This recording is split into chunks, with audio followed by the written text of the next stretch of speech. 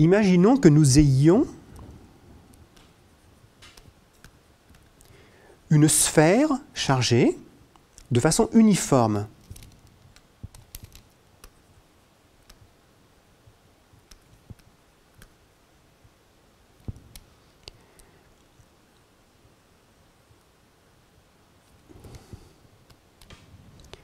Je suppose que la densité de charge à l'intérieur de cette sphère de rayon grand R est une constante, donc elle ne varie pas dans l'espace.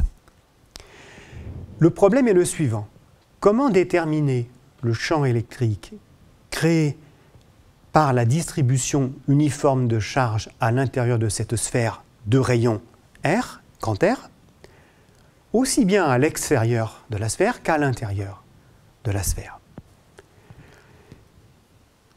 Imaginons que nous ayons ici un point M, auquel nous allons nous intéresser à la valeur prise par le champ électrique, mais également par la direction du champ électrique.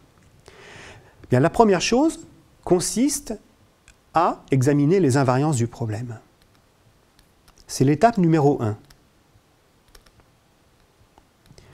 Ainsi que nous venons de le voir, nous avons deux invariances par rotation. Le système est à symétrie sphérique. La densité de charge à l'intérieur de la sphère est uniforme. Donc je peux tourner dans tous les sens autour de ma sphère. Je vois toujours des propriétés qui ne changent pas en fonction du point de l'espace. On a deux invariances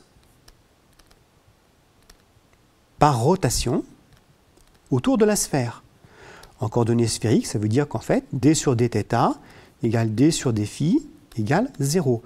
Donc le problème ne dépend que d'une seule variable, qui est petit r, et qui est la distance du point O, centre de la sphère, au point M, où je m'intéresse au champ électrique créé par la distribution des charges.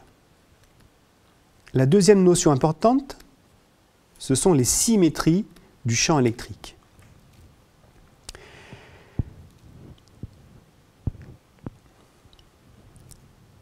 Si nous considérons un plan contenant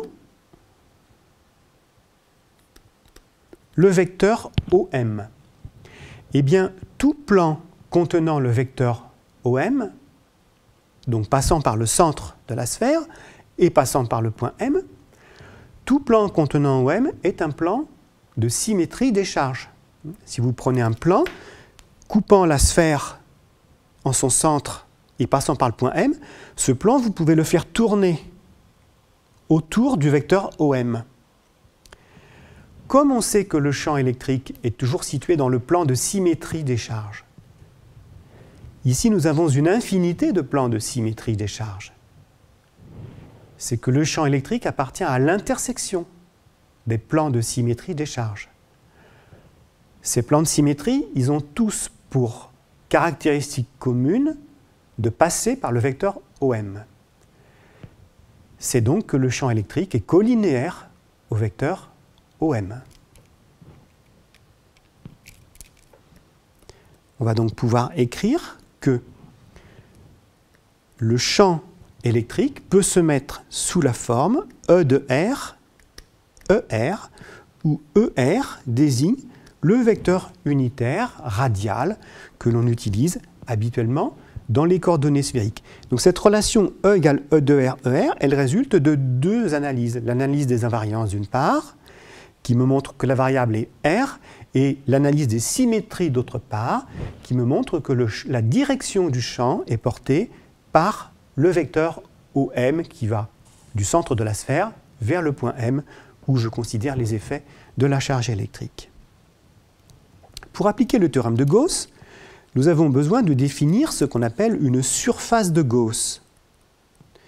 Cette surface de Gauss, nous allons la définir en exploitant les symétries du problème. Puisque le problème est à symétrie sphérique, nous définissons une surface de Gauss sous la forme d'une sphère de rayon petit r et petit r peut être plus grand que grand R ou plus petit que grand R. Donc ma surface de Gauss, qui est une surface sphérique, je peux très bien la mettre à l'intérieur du volume des charges ou à l'extérieur du volume des charges. Donc on l'appellera surface de Gauss.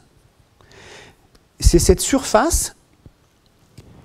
cette surface que nous allons utiliser le théorème de Gauss. Le théorème de Gauss nous dit que le flux du champ électrique sur la surface de Gauss est égal à la somme des charges intérieures divisée par epsilon 0. Donc l'étape 3, nous venons de la réaliser, c'est la définition d'une surface de Gauss.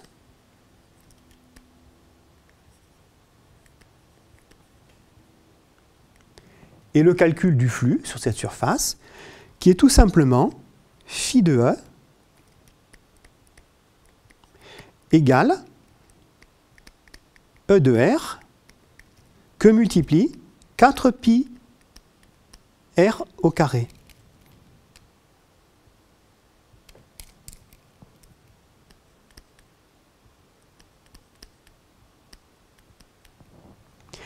Tout simplement parce que ma surface de Gauss, elle possède une surface qui vaut 4pi R2, qui est la surface d'une sphère. Et vous voyez qu'il n'y a pas d'intégrale à calculer là. Pourquoi n'y a-t-il pas d'intégrale à calculer? Parce que, en fait, vous voyez, en tout point de la surface de Gauss, le vecteur ds lui est orthogonal. Et en tout point de cette surface, le champ électrique est collinéaire à cette surface. Je peux mettre ici E, mais je peux mettre aussi ici ds. Donc le champ électrique est collinéaire en tout point de la surface avec la surface élémentaire ds.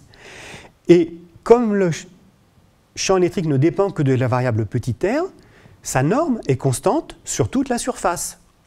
Donc le flux, qui est l'intégrale du champ sur la surface, ce n'est pas autre chose que le produit du champ par la surface totale. Et le produit du champ par la surface totale, c'est E de R fois 4pi petit r carré.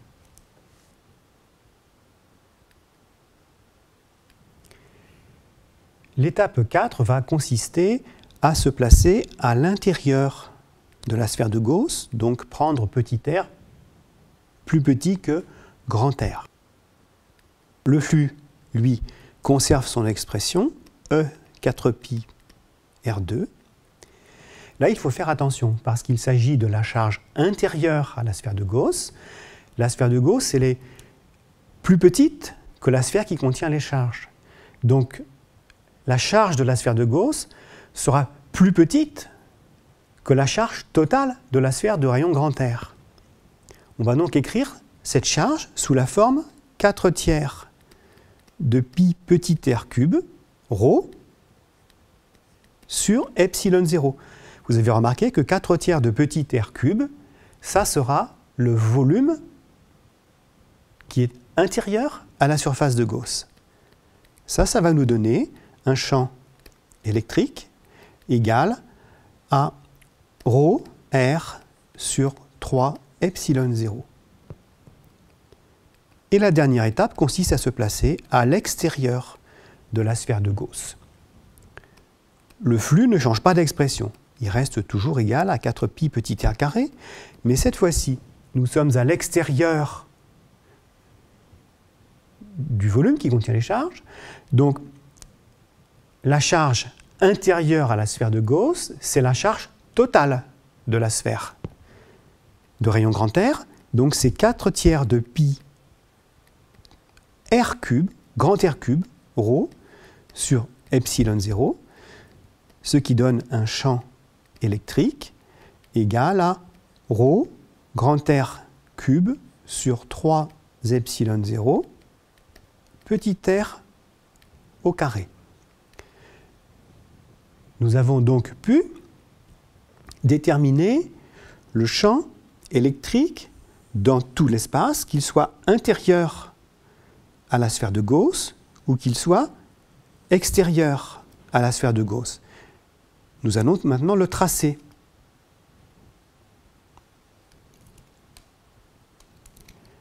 En fonction de la distance au point M. Petit r, E de petit r, je constate que à l'intérieur de la sphère qui porte les charges, le champ électrique varie de façon linéaire. C'est l'expression ρ petit r sur 3 epsilon 0. Par contre, à l'extérieur du volume qui porte les charges, le champ électrique décroît en 1 sur petit r au carré. Vous remarquez que si R est plus grand que grand R, c'est-à-dire à l'extérieur du volume qui porte les charges, E de R, ce n'est pas autre chose que Q sur 4 pi epsilon 0 R2, qui est la loi de Coulomb.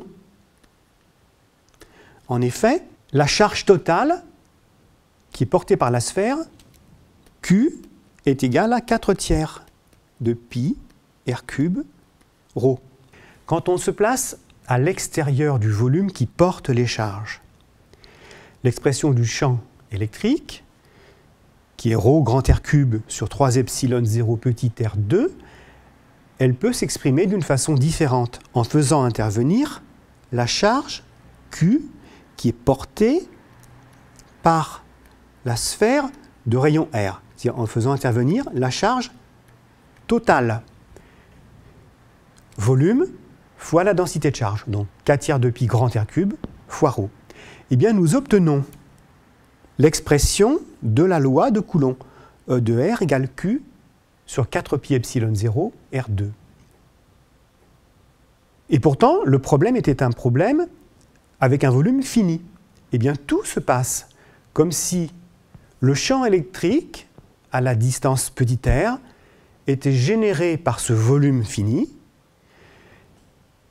était généré par une charge ponctuelle située au point O, à la distance petit r du point M, mais portant la totalité de la charge du volume.